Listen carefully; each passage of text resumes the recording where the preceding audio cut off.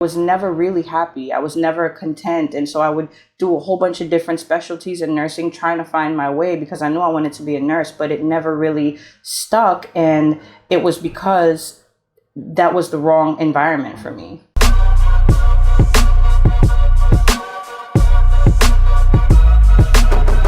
Welcome back to the channel, Royal Ones. We're here with Nurse Rhondelle B. Adams, the owner of Luxury Beauty Bar NYC.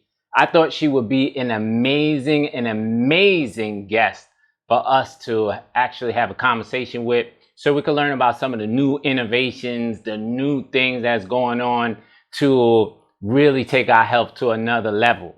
So, Rhondelle, how are you doing today? I'm doing phenomenal. How are you? Magnificent. Yes, I love when you say that. I do, I really do. And I believe it too. Yes, I am.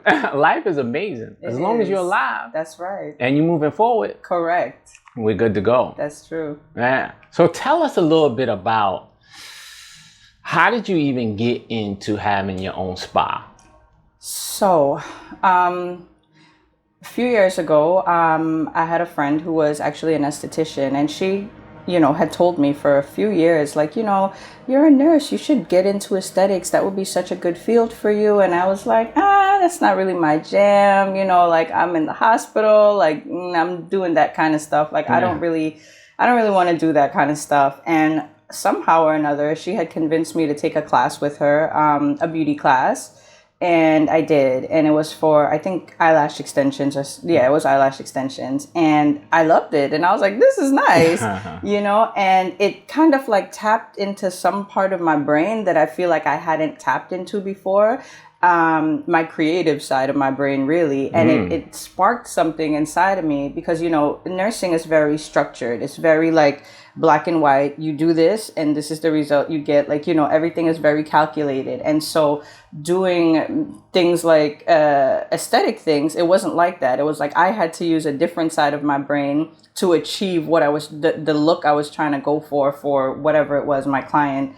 And I really, really enjoyed that. And that is what sparked my interest in like the spa world and the beauty world and things like that. And from there, I still was nursing, and, I took more classes, and I just kept going deeper and deeper down the rabbit hole until one day I was like, you know what? I want to open a spa. And I had the thought in me for years before I actually did it.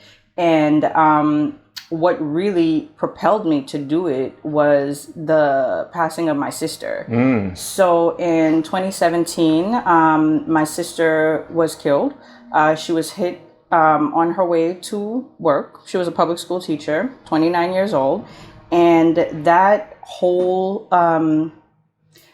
ordeal, that whole piece of my life that happened at that point really just triggered something in me, and basically it showed me, like, you don't have time to sit on things anymore. Like, your life can be gone in a second without even knowing. Like, you just could not wake up, or your family could just get bad news, and all those ideas, all of those things, all of those goals that you had for your life that you wanted to do tomorrow or next year or in 5 years, they would never happen. So just stop waiting and do the thing now. And when that happened, it just, I had like a whole mindset shift, and it basically forced me to start taking the steps to open my spa. And that's where it all started from, really. And from there, it just, started building and building, but that's where it originally started from. That's amazing. The things that push us and slingshot into the things we need to do, right? Yes. In life. And you never know what it's going to be. No. And it seems like with COVID, how that just happened, it seems like this is a wake-up call. Correct. Right? For whoever's alive at this point. Yes. Make it count, right? Correct. Absolutely. COVID was a very scary time also. Yeah. Because when I opened my spa, it was literally right before COVID. And I had quit my nursing jobs also right before COVID, not knowing that COVID was coming. Literally in March of 2020, I resigned from both of my nursing jobs, and I opened, my shop was already open for a few months, but I was still working both my nursing jobs. So I was only doing maybe like a couple of clients on the weekends or here and there. And I was like, this is not working. And if I want to be successful, I'm going to have to dedicate some more time to it. So in March, I opened maybe back in November of 2019. So for a few months, I was open and making very slow progress. And in March of 2020, and my birthday month is March also, I was like, you know what, I want to do something different. So I gave myself a 6-month plan. I said, I'm going to open my shop, not open, but I'm going to commit full time to my business. I'm going to quit my jobs, see what happens. If I can make something of it, or see more clients, or see my way a little bit better in that 6 months, I'll keep going.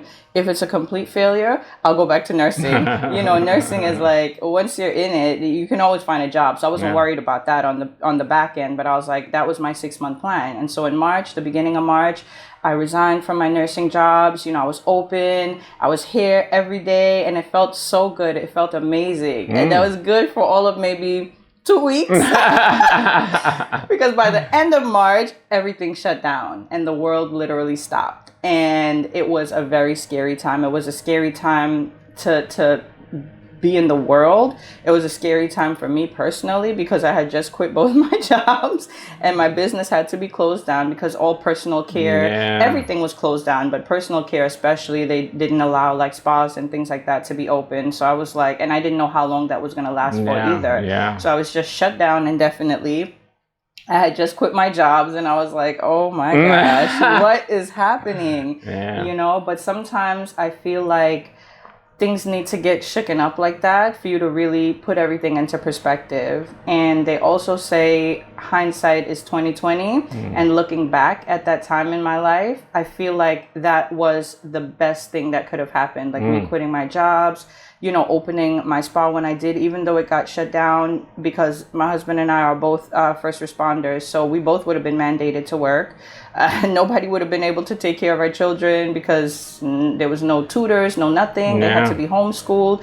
It was a crazy time. So looking back on it, it was perfect how everything worked out the way it did. I quit my jobs when I did, everything, and I was able to be home with my children, spend time with my family, reconnect with them, and that same year also I lost my baby sister as well. Wow. Not to COVID.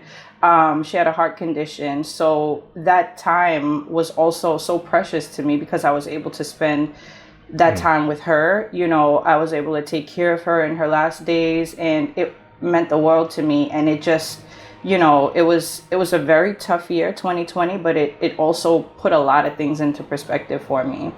And, once I reopened in the fall of 2020, which we got the okay to open probably the end of the summer.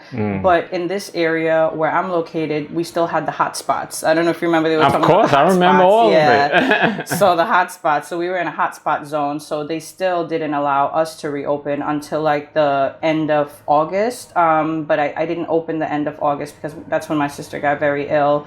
And then she passed away in September. And that was very hard on me. And then in October, I opened back. And it was from there on, it was like God just like opened the doors. And, literally, I opened back the doors, and he also, like, people just started coming in. And it was like I just picked up right where I left off at. And it was like perfect timing because I needed that to kind of like take my mind off of grief and other things I was dealing with. But that year was a roller coaster. Yeah. Wow. That's amazing. Yeah. And when you really sit down and think about this stuff, you can't plan it. No.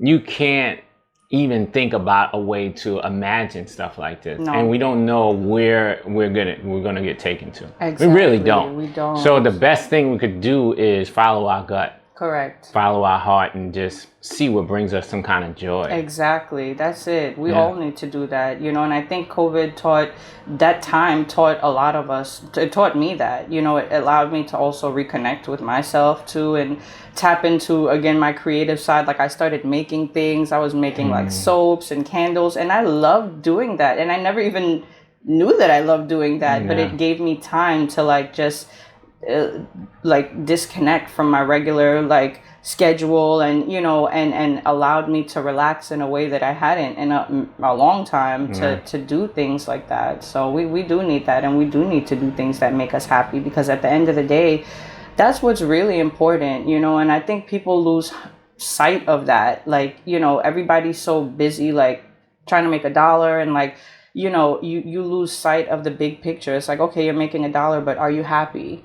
Because I remember a lot of jobs that I've done, I made a considerable amount of money, but I wasn't really happy. No. I was okay, but I wasn't happy. And I think that's, for me, why this field has been like so life-changing for me, because I love nursing. I do. And I've always loved nursing. I've always known that I wanted to be a nurse. Even when I was a little girl, and the teachers would say for career day, like, what do you want to do? And some people, I want to be a doctor, I want to be a lawyer. I'd always say I want to be a nurse. Wow. I always knew that I wanted to be a nurse. And once I became a nurse, I did a lot of different I worked in a lot of different industries within nursing, and I never really found anything that fit, and it was weird. And now I understand why, because nursing is it's a very demanding field, but it's also you have to be emotionally stable to do that kind of work. Working with very ill people who are close to death, people who have chronic illness, it does something to you emotionally and psychologically. And for me personally, I'm an empath, so I absorb a lot of that. Yeah. And hold on to it. And I didn't realize that my work was impacting me emotionally the way it was, because I was never really happy. I was never content. And so I would do a whole bunch of different specialties in nursing, trying to find my way, because I knew I wanted to be a nurse, but it never really stuck. And it was because that was the wrong environment for me.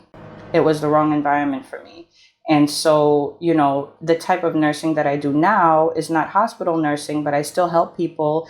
And the people that I help now are not chronically ill or, sick or, on their last limb. And it's a different vibe altogether. So my clients, they come in happy and they leave happier. And everybody, it's just it's a whole different environment and a whole different experience. And I can't even honestly call it work. I can't call it work, because I literally love it. I love it. I love getting up. I love coming to the office. I love seeing my clients. I love everything about what I do now. That's beautiful. And right now we're in your Brooklyn location. Yes.